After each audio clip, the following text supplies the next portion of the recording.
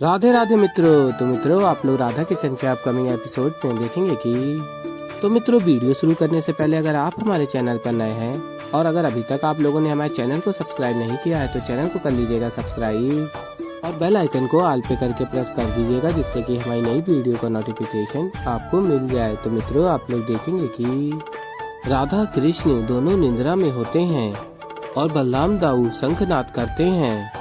और फिर इंद्रदेव कहते हैं ये दोनों तो अपनी निंद्रा से अभी भी जागृत नहीं हुए।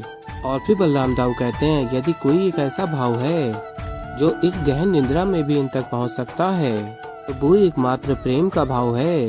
और कहते हैं बलराम दाऊ, तुम दोनों इस संसार में प्रेम का प्रतीक हो, इसीलिए तुम दोनों को अपने सभी भक्तों के प्रेम की और उनके तुम्हारे ऊपर अटूट विश्वास की सौगंध, अपने नेत्र खोलो। और फिर बलराम दाऊ शंखनाद करते हैं और श्री कृष्ण और राधा अपने नेत्र खोलते हैं। और फिर मित्रों, आप लोग आगे देखेंगे कि कृष्ण कहते हैं बलराम दाऊ से, क्या बात है, इतनी मीठी निंद्रा प्राप्त हुई थी, आपने निंद्रा भंग कर दी, ऐसा भी क्या हुआ है। और फिर बलराम दाऊ कहते हैं यही तो समस्या है कान्हा, जब तुम विश्राम कर रहे होते हो तो तुम गहन निंद्रा में होते हो तो अन्य सभी की निंद्रा उड़ जाती है, इसीलिए तुम्हें अचेत करना आवश्यक था। और फिर कृष्ण जी कहते हैं मेरी निंद्रा भंग की सो की, राधा की निंद्रा क्यों भंग की, हो सकता है कि वो एक अत्यंत सुंदर स्वप्न देख रही हो। और फिर राधा कहती हैं सत्य कहा तुमने कृष्ण, मैंने एक अत्यंत सुंदर स्वप्न देखा, ऐसा प्रतीत हुआ कि जैसे हमने अपनी प्रेम कथा को पुनः जी लिया हो, पुनः अनुभव कर लिया हो, किंतु एक नए रूप में, नए स्थान पर, इसमें हमने एक दूसरे को पुनः जाना, पुनः समझा, पुनः प्रेम किया। और फिर राधा दुखी हो जाती हैं। और फिर बलराम दाऊ कहते हैं क्या हुआ राधा, जो स्वप्न तुमने देखा वो इतना सुंदर था, उस स्वप्न में तुमने और कान्हा ने अपनी प्रेम कथा को एक बार पुनः अनुभव किया तो तुम्हारे नेत्रों में आंसू क्यों हैं। और फिर राधा बताती हैं क्योंकि स्वप्न में मुझे कुछ अत्यंत महत्वपूर्ण समझ में आया है। और बताती हैं आगे राधा जो कदाचित अनुचित है। और फिर आगे बलराम दाऊ पूछते हैं तो वो क्या है राधा। और तभी राधा उठकर वहाँ से चली जाती हैं। और फिर मित्रों, आप लोग आगे देखेंगे कि बलराम दाऊ कृष्ण को देख रहे होते हैं और दोनों चिंतित हो जाते हैं राधा को ऐसे जाते हुए देख। और फिर आगे आप लोग देखेंगे देवी पार्वती महादेव से कहती हैं माहौरी, राधा कृष्ण के इस स्वप्न में यदि देवी राधा को भार्गवी और श्रीनिवास की प्रेम गाथा के कारण कोई ऐसा आभास हुआ है जिसके कारण वो अत्यंत विचलित और दुखी हो गई हैं, तो अवश्य ही इसका कारण भी विशेष होगा। और फिर मित्रों, आप लोग आगे देखेंगे कि महादेव बताते हैं देवी पार्वती को अब देवी राधा के इस दुख का निवारण श्री कृष्ण को ही करना होगा। और फिर आगे आप लोग देखेंगे कृष्ण राधा के समक्ष जाते हैं और कहते हैं ऐसी कौन सी बात है जिसका आभास होने पर मेरी राधे को इतना दुख हो रहा है। और फिर राधा बताती हैं ये स्वप्न जिसमें तुम श्रीनिवास थे और मैं भार्गवी, हम साथ होकर भी कभी साथ थे ही नहीं कृष्ण, क्योंकि हमारा विवाह ही नहीं हुआ। और फिर कृष्ण कहते हैं तो तुम्हें इस बात का दुख है, मेरा विवाह पद्मावती से हुआ अपितु भार्गवी से नहीं।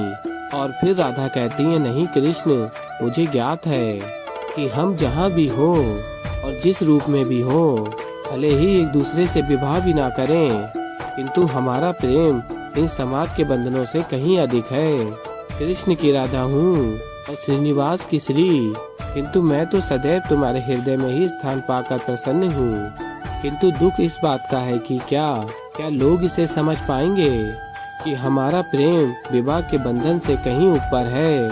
और फिर आगे राधा कहती हैं राधा कृष्ण की प्रेम कहानी हो या श्रीनिवास भार्गवी की, कोई भी इसे सुनेगा तो यही सोचेगा कि हम हर रूप में साथ अवश्य होते हैं, किंतु विवाह के बंधन में कभी नहीं बनते। और कहती हैं दुखी होकर राधा, मैं नहीं चाहती कि लोग ये लालछन लगाएं कि मैं श्रीनिवास के कारण भार्गवी को पीड़ा हुई या कृष्ण के कारण राधा को दुख पहुंचा। मुझे भय इस बात का है कि कि सभी लोग एक ही प्रकार के प्रश्न पूछेंगे कि क्यों केवल स्त्री को ही सब कुछ सहना पड़ता है, पुरुष को क्यों नहीं। जिस संसार को तुम प्रेम का अर्थ समझाना चाहते हो, वही संसार हमारे प्रेम को अनुचित ना समझ बैठे। और फिर आगे आप लोग देखेंगे कि कृष्ण जी कहते हैं राधा से, तुम्हारे नेत्रों से आंसू बनकर मैं ही तो बहता हूँ। तुम्हें दुख होता है तो मुझे भी दुख होता है। तुम जिस भी रूप में हो, जिस स्थान पर हो, जिस भी युग में हो, जिस भी लोक में हो, तुम्हारा एक आंसू 100 कांटों की पीड़ा देता है मुझे। और कहते हैं कृष्ण, मैं इस संसार को कदापि हमारे प्रेम पर प्रश्न उठाने नहीं दूंगा। इस संसार को ये समझना होगा, स्त्री और पुरुष दोनों जीवन के 2 महत्वपूर्ण पहिए हैं, एक दूसरे के पूरक हैं, और सुख हो या दुख हो, दोनों को समान मात्रा में भोगना पड़ता है। हाँ, बस मार्ग कदाचित वहाँ जाने के दोनों के भिन्न हो सकते हैं, और इसलिए आज मैं तुम्हें वचन देता हूँ, हमारे साथ साथ इस संसार की हर एक स्त्री ऐसा कदापि नहीं सोचेगी, उसे पुरुषों से अधिक पीड़ा भोगनी पड़ती है।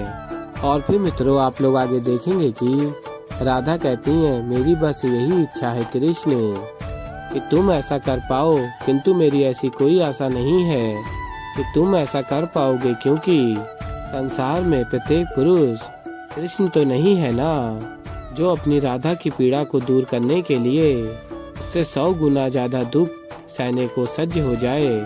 और फिर मित्रों, आप लोग आगे देखेंगे कि बलराम दाऊ कहते हैं, कान्हा ये सब यहाँ दरबार में हो क्या रहा है।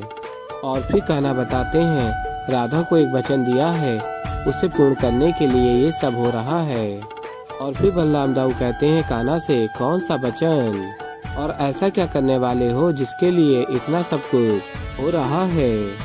और फिर कृष्ण कहते हैं, बस राधा ने एक अत्यंत महत्वपूर्ण बात का अनुभव मुझे करवाया है, और वचन ये है कि इस बार मैं केवल राधा साथ मिलकर प्रकृति की शक्ति से हर स्त्री को ये विश्वास दिलाएंगे कि वो दुर्बल नहीं है। और कहते हैं आगे कृष्ण, यदि ऐसा क्षण संसार में आता है तो पुरुषों को स्त्री से अधिक पीड़ा भोगनी पड़ी है, तो वो क्षण इस संसार के विनाश का प्रारंभ होगा। और फिर बलराम दाऊ कहते हैं, अद्भुत है ये तो सुनकर ही मन प्रसन्नचित हो रहा है, किंतु ये जो तुम कह रहे हो ये सब होगा कैसे और कब। और फिर कृष्ण जी कहते हैं, इस नवरात्रि हम हर एक स्त्री की शक्ति का अनुष्ठान करेंगे, कुछ इस प्रकार करेंगे कि उसके पश्चात वो ऐसा कदापि नहीं सोचेगी कि स्त्री दुर्बल है या उसे पुरुषों से अधिक पीड़ा भोगनी पड़ती है। और फिर आगे आप लोग देखेंगे कि महादेव कहते हैं, देखा गौरी, मेरे आराध्य ने देवी राधा की पीड़ा का हल इतनी सरलता से निकाल लिया। और फिर देवी पार्वती कहती हैं, अभी तो बस घोषणा की है उन्होंने। और फिर महादेव कहते हैं, गौरी वो नारायण हैं, तीनों लोकों के स्वामी, यदि उन्होंने घोषणा कर दी है तो वो घोषणा अवश्य ही पूर्ण होगी। और फिर मित्रों, आप लोग आगे देखेंगे कि महादेव कहते हैं, क्या हुआ गौरी, क्या तुम श्री कृष्ण की इस घोषणा से प्रसन्न नहीं हो। और फिर देवी पार्वती कहती हैं, महादेव श्री कृष्ण इस बार ऐसा क्या करने वाले हैं जिससे ये सिद्ध हो जाएगा कि केवल स्त्रियां ही नहीं, पुरुषों को भी अत्यंत पीड़ा और संकटों का सामना करना पड़ता है। और कहते हैं, इसका कारण क्या है सभी को ज्ञात होगा, किंतु सभी अतिथि आने के पश्चात। और फिर गोविंदराज कहते हैं, सब आ तो गए कान्हा, अब कौन शेष है। और फिर कृष्ण जी बताते हैं, अब भी कुछ अतिथि हैं जिनका आना विशेष है। तो ऐसे ही मित्रों आगे और भी बहुत कुछ देखेंगे। तो अभी के लिए इस वीडियो में इतना ही। तो मित्रों, अगर आप लोगों को हमारी वीडियो पसंद आई हो तो वीडियो को कर दीजिएगा लाइक, और अगर अभी तक आप लोगों ने हमारे चैनल को सब्सक्राइब नहीं किया तो चैनल को कर लीजिएगा सब्सक्राइब। और मैं मिलता हूँ जल्दी आप लोगों को एक नई वीडियो के साथ। तो तब तक के लिए मित्रों, राधे राधे।